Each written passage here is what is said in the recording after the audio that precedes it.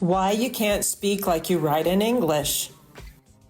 Here's why. When we write, we have time to think, edit, and make it perfect. But when we speak, we need to be quick and natural.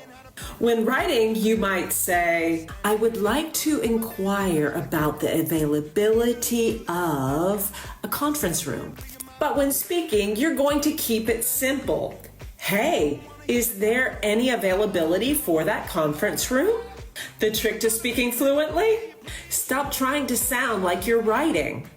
Keep it simple and the words will flow. Want more tips on speaking fluently? Let's level up together. So try this and follow me.